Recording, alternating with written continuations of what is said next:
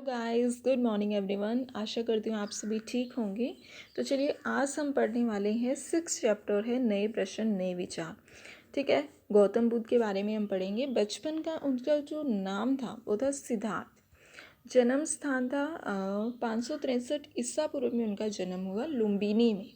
ठीक है, वो शाक्य कुल से बिलोंग करते थे और उन्होंने जो पहला उपदेश दिया वो सारनाथ में दिया है। ज्ञान प्राप्ति उनको बोध गया में हुई है। 35 ईयर्स के थे जिस वक्त उनको ज्ञान की प्राप्ति हुई। उनके जीवन का अंत 483 यानी कि 483 ईसा पूर्व में कुशीनगर में उनका देहांत होता है। ठीक है, तो दोबारा फिर पढ़ती हूँ। बचपन का नाम सिद्धार्थ है। जन्म स्थान 563 ईसा पूर्व लुम्बिनी में। शाक्य कुल से बिलोंग करते हैं। पहला उपदेश सारनाथ में दिया है। ये कुशीनगर गलत लिखा है। ठीक है, सारनाथ में उन्होंने पहला उपदेश दिया। ज्ञान प्राप्ति बोध गया में हुई है। जीवन का अंत कुशीनगर में हुआ है 483 ईसा पूर्व में। इनका जो सन है वो ईसा पूर्व में चल रहा है, यानी कि बीसी में चल रहा है, एडी नहीं है। ठीक है, उसके बाद है ज्ञान की प्राप्ति। तो ये लोग तो जैसे ही एक दिन क्या होता है, महात्मा बुद्ध अपने जो है रथ को लेकर, अपने सारथी को लेकर रथ पर बैठकर चले जाते हैं बाहर घूमने के लिए। ठीक है, तो वहाँ पर वो 4 लोगों को देखते हैं। तो सबसे पहले वो जिस व्यक्ति को देखते हैं वो बुजुर्ग व्यक्ति होता है। ठीक है, तो बहुत ही बुजुर्ग व्यक्ति होता है। उसे देखकर भी थोड़ा वो दुख महसूस करते हैं कि ये बहुत ही बुजुर्ग व्यक्ति है ना। तो फिर सेकंड नंबर पे वो एक बीमार व्यक्ति को देखते हैं जो कि बहुत ही पेन फील कर रहा होता है, एक बीमार व्यक्ति। तो उसके बाद जो है महात्मा बुद्ध ने मृत व्यक्ति को देखा जिसे संस्कार करने के लिए लेके जा रहे थे लोग। ठीक है, तो फोर्थ नंबर पे वो जो है साधु को देखते हैं जो कि बहुत ही अपनी मस्ती में झूम रहा था। उसे किसी तरह की कोई चिंता नहीं थी, कोई परवाह नहीं थी। तो साधु को देखकर उन्हें महसूस होता है कि ये लाइफ सबसे बेटर है। तो उस साधु को देखकर उनके दिमाग में ये विचार आता है कि क्यों ना मैं भी साधु ही बनूं। तो तब से वो निर्णय ले लेते हैं और वो अपने घर जाते हैं। ठीक है, तो जिसके कारण 29 एज की आयु में ज्ञान की खोज में उन्होंने क्या किया, घर के सभी सुखों को छोड़ दिया और वो बाहर चले गए। ठीक है, तो अनेक वर्षों तक वो भ्रमण करते रहे। भ्रमण होता है यात्रा करना। 35 साल की एज में बोध गया में निरंजना नदी के तट पर पीपल के वृक्ष के नीचे बुद्ध को ज्ञान की प्राप्ति हुई। अभी मैंने आपको बताया बोध गया में उन्हें ज्ञान की प्राप्ति हुई। तो ये बोध गया में निरंजना नदी है। निरंजना नदी के तट पर एक वृक्ष लगा है, पीपल का पेड़, जिसके नीचे बुद्ध को ज्ञान की प्राप्ति हुई। तो इसके बाद वे बुद्ध के रूप में जाने लगे। ठीक है, पहली बार जो सारनाथ में अपना उपदेश दिया है उन्होंने, वो कौंडिन्य व उनके साथियों को दिया था। ठीक है, उसके बाद है गौतम बुद्ध के शिष्य।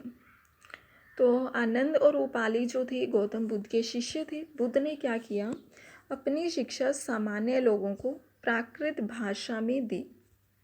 अपनी शिक्षा सामान्य लोगों को प्राकृत भाषा में दी नहीं, महात्मा बुद्ध ने जो अपनी लैंग्वेज का यूज़ किया था वो उनकी पाली लैंग्वेज थी।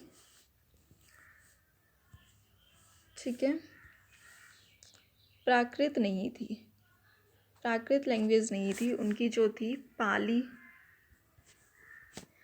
लैंग्वेज में उन्होंने जो है शिक्षा दी। ठीक है, तो अंतिम लक्ष्य क्या था उनका, निर्वाण की प्राप्ति। सारनाथ में स्तूप का निर्माण किया गया। उसके बाद प्रमुख एजुकेशन। तो उन्होंने जो शिक्षा दी वो क्या शिक्षा देते थे, तो उन्होंने कहा कि जो जीवन है, मनुष्य का जीवन कष्टों में दुखों से भरा हुआ है। उसका रीज़न क्या है कि ऐसा क्यों होता है, क्योंकि जो लोग हैं उनकी इच्छाएं और लालसाएं ही कंप्लीट नहीं होती हैं, वो बढ़ती चली जाती हैं, जिसकी वजह से जीवन कष्टों में दुखों से भरा है। ठीक है। तो इस लालसा को उन्होंने तृष्णा का नाम दिया कि ये ऐसी तृष्णा है जो कंप्लीट नहीं हो पा रही है, क्योंकि ये कंटिन्यू बढ़ती चली जाती है। ठीक है। इसका समाधान क्या है कि आत्म संयम रखना चाहिए, आपको सेल्फ कंट्रोल रखना चाहिए। हमारे कर्म के परिणाम चाहे अच्छे हों या फिर बुरे, लेकिन वर्तमान जीवन के साथ साथ बाद के जीवन को भी बहुत इफ़ेक्ट करते हैं। बाद का मतलब फ्यूचर का जो जीवन होगा उसमें भी बहुत इफ़ेक्ट करता है कि आपने अच्छे कर्म किए हैं तो आपको अच्छा फल मिलेगा और बुरे कर्म किए हैं तो बुरा फल मिलेगा। ठीक है। बौद्ध ग्रंथ में आपको 3 पिटक देखने को मिलेंगे, विनय पिटक, सुत्त पिटक और अभिधम पिटक। विनय पिटक में जीवन की घटनाएं हैं, महात्मा बुद्ध के जीवन का वर्णन किया गया है। सुत्त पिटक में उनके संघ के रूल्स रेगुलेशंस हैं और अभिधम पिटक में उनके जो भी आध्यात्मिक विचार हैं, जो भी वो सोचते थे, जो भी उनकी थिंकिंग थी, वो सब अभिधम पिटक में लिखा है। उसके बाद उपनिषद क्या होता है, ये उत्तर वैदिक ग्रंथ था और जो उपनिषद का अर्थ होता है वो क्या होता है, गुरु के समीप बैठना या फिर बातचीत का संकलन करना। मतलब बस उपनिषद का मीनिंग वही होता है कि जो शिष्य अपने गुरु के पास बैठकर एजुकेशन ले रहा है तो वो जो है उपनिषद कहलाता है। ठीक है। तो देखिए जैन धर्म के बारे में पढ़ेंगे। जैन धर्म क्या होता है, जैन शब्द एक ऐसा शब्द जिसका अर्थ होता है विजेता। जैन शब्द का अर्थ है विजेता। महावीर जैन का जन्म 540 ईसा पूर्व में कुंडग्राम वैशाली बिहार के अंदर होता है। ठीक है। और इन्होंने जो पहला उपदेश दिया वो राजगृह में उपदेश दिया है और इनके जीवन का अंत 468 ईसा पूर्व में हो जाता है। तो देखिए महात्मा बुद्ध का और महावीर जैन का दोनों का सन ईसा पूर्व में हुआ है और दोनों का सन जो है 500 से ही शुरू हो रहा है। उनका 563 था, इनका 540 है और इनका जो अंत है इनके जीवन का अंत 468 है, 468, और उनका था 483। ठीक है। तो पावापुरी सॉरी ये नहीं है। इनके जो बचपन का नाम था इनका वर्धमान महावीर। ठीक है। और महात्मा बुद्ध के बचपन का नाम था सिद्धार्थ। ठीक है। अगर आप इसे कंपैरिजन करके पढ़ोगे तो आपको इजीली याद हो जाएगा। ठीक है।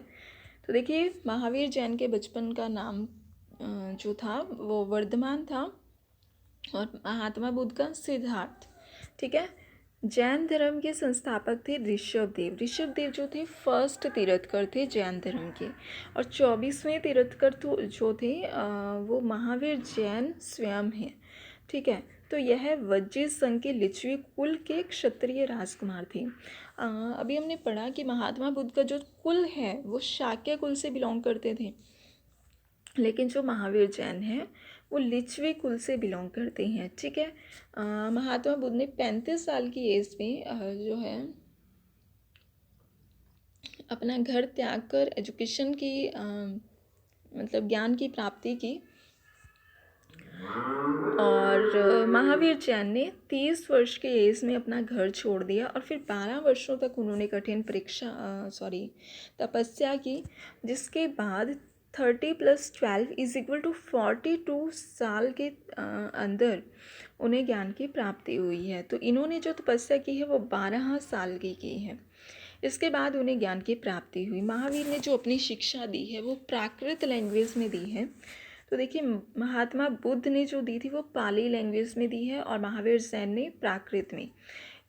महात्मा बुद्ध के हमने 3 पिटक पढ़े हैं, विनय पिटक, सुत्त पिटक और अभिधम पिटक। लेकिन महावीर जैन के 3 रत्न हैं, उसमें है सम्यक ध्यान, सम्यक दर्शन और सम्यक आचरण। ठीक है। तो जैन जो हैं 2 प्रकार के थे, एक तो थे दिगंबर। तो जैन जो थे वो 2 प्रकार के थे, एक थे दिगंबर और दूसरे थे श्वेतांबर। मतलब जैन को 2 पार्ट्स में डिवाइड कर दिया गया था। तो दिगंबर वो थे जो ब्लैक कपड़े पहनते थे, काले कपड़े पहनते थे, और श्वेतांबर सफ़ेद कपड़े पहन के रखते थे। ठीक है। जैन धर्म की एजुकेशन पढ़ेंगे। अहिंसा के नियम का कड़ाई से पालन, किसी भी जीव की हत्या नहीं करनी चाहिए। उन्होंने कहा कि अहिंसा को अपनाया जाए और किसी भी जीव की हत्या ना करें। सेकंड, उन्होंने कहा कि भोजन के लिए आप भिक्षा मांग लीजिए लेकिन चोरी ना करें, ब्रह्मचर्य का पालन करें। थर्ड, उन्होंने बताया कि जो भी मुख्यतः व्यापारी थे उन्होंने जैन धर्म का साथ दिया है, समर्थन दिया है। फोर्थ है कि कई शताब्दियों तक इनकी जो एजुकेशन है वो मौखिक रही, लेकिन 1500 साल पूर्व गुजरात में वल्लभी नामक स्थान पर लिखी गई थी। कई शताब्दियों तक तो इनकी जो एजुकेशन, ये जो उपदेश देते थे वो सिर्फ और सिर्फ मौखिक रही है, ठीक है, लिखी नहीं गई है मतलब। और फिर 1500 साल पहले क्या हुआ, गुजरात में वल्लभी नामक एक स्थान था जहाँ पर इनके एजुकेशंस को लिखा गया, इनकी शिक्षाएं लिखी गई, ठीक है। तो याद रखना कहाँ पर इनकी एजुकेशन लिखी गई है, शिक्षा लिखी गई है, गुजरात में वल्लभी नामक स्थान पर, ठीक है। उसके बाद है संघ। तो महावीर और बुद्ध दोनों का ये मानना था कि घर का त्याग करने पर ही सच्चे ज्ञान की प्राप्ति हो सकती है। दोनों ये मानते थे क्योंकि दोनों ने ही अपना घर त्यागा। घर छोड़कर वो बाहर जो है ज्ञान की प्राप्ति करने के लिए बाहर उन्होंने तपस्या की, कई कई साल तपस्या की, है ना, तब जाकर उन्हें ज्ञान की प्राप्ति हुई है। तो ऐसा उनका मानना था कि बाहर जाकर ही एजुकेशन हम घर को त्याग कर ही जो है ज्ञान की प्राप्ति हो सकती है। विनय पिटक में संघ में रहने वाले जो भिक्षु थे उनके लिए नियम बनाए गए थे, ठीक है। विनय पिटक जो महात्मा बुद्ध ने दिया है, विनय पिटक, उसमें क्या था, संघ में रहने वाले भिक्षुओं के लिए जो थे रूल्स बनाए गए थे, नियम बनाए गए थे।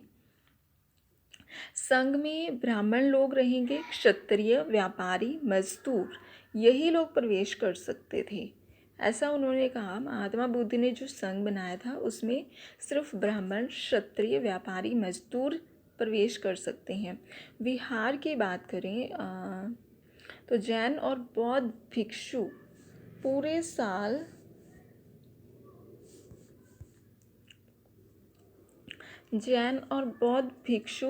साल एक स्थान से दूसरे स्थान पर घूमते हुए अपना उपदेश दिया करते थे, परंतु वर्षा ऋतु में तो ये पॉसिबल नहीं था, तो इसलिए इन्हें निवास स्थान की नीड हुई, ठीक है।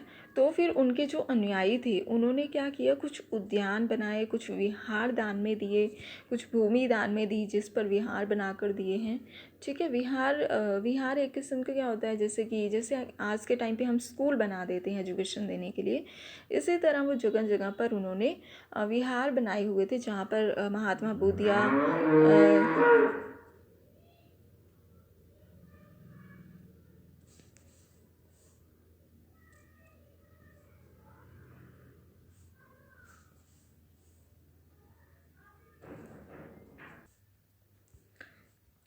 ठीक है, तो जगह जगह पर उन्होंने